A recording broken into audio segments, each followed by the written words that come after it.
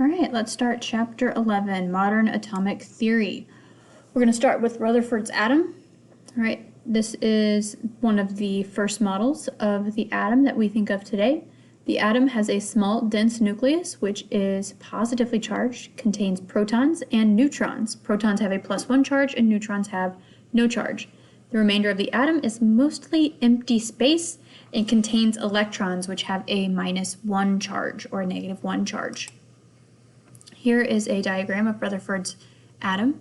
The nuclear charge N+ is balanced by the presence of the same number of electrons as protons, and the positive charge in the nucleus cancels out the negative charge of the electrons. So what are the electrons doing? How are the electrons arranged, and how do they move? Those are questions that Rutherford didn't have an answer to. Right? He just knew that there was a hard little nucleus in the middle and that the atom was mostly made up of empty space. So, throughout this chapter, we're going to be discussing what those electrons are doing and how they move. Section 2, electromagnetic radiation. It's one of the ways that energy travels through space. Here we have the electromagnetic radiation spectrum. This small little bit right here is what we can actually see. All right, the rest of this is energy that we cannot see, but we still use anyway. Radio waves, this is the wavelength that my radio uses in my car.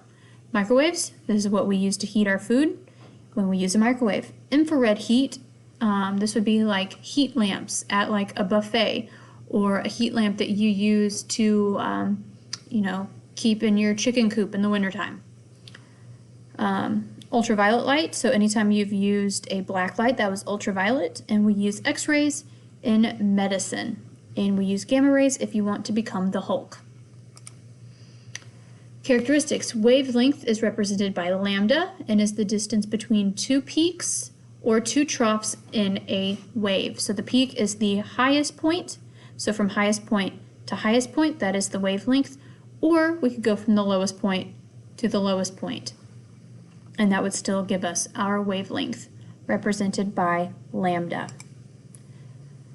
Frequency is the number of waves or cycles per second that pass a given point in space. And speed, c, when we're talking about light, is represented by c, which is 2.9978 times 10 to the 8 meters per second. So our speed is equal to our frequency and our wavelength. So lambda v is equal to the speed of light.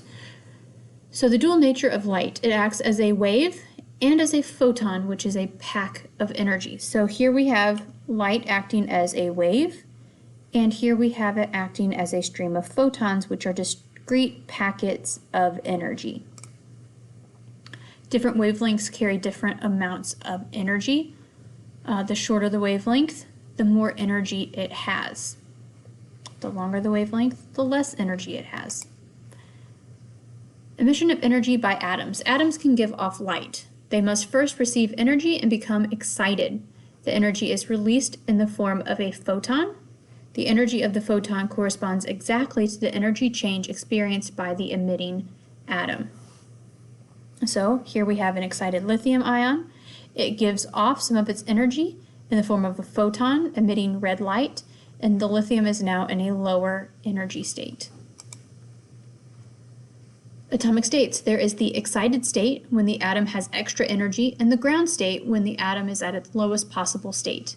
When a hydrogen atom absorbs energy from an outside source, it enters an excited state. So here we have hydrogen atoms getting energy. They become excited, and the excited atoms will give off light in the form of a photon and return back to their ground state, to their lowest possible energy state.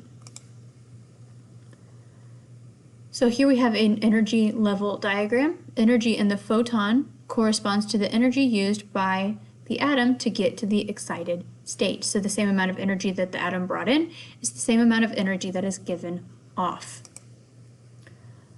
Only certain types of photons are produced when hydrogen atoms release energy. Why is that?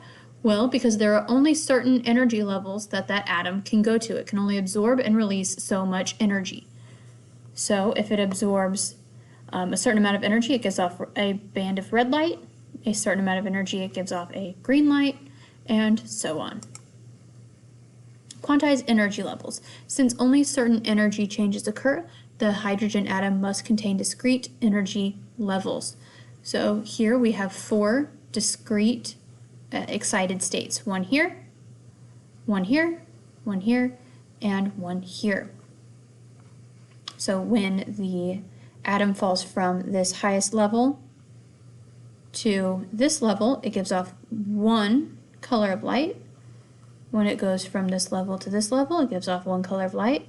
From here to here, one color, and from here to here, one color of photon. The energy levels of all atoms are quantized. All right, a ramp varies continuously in elevation, whereas a flight of stairs allows only certain elevations. The elevations are quantized. All right, so there's only discrete levels. I can't be in between the 2 levels on the stairs. I have to be on this stair or this stair. I can't be in the middle. The same thing with atoms. Concept check. Why is it significant that the color emitted from the hydrogen emission spectrum is not white? Well, that indicates that there are different energy levels that the atom is falling through. How does the emission spectrum support the idea of quantized energy levels? Well, I just kind of explained it. All right, so because the atom can only fall through certain levels from one level to the next, that supports the idea that there are discrete levels that it falls from. Another concept check. When an electron is excited in an atom or an ion, only specific quantities of energy are released in order for the electron to return to its ground state. White light is never observed when the electron returns to its ground state, and the electron is only excited to certain energy levels. All of these statements are true when an electron is excited.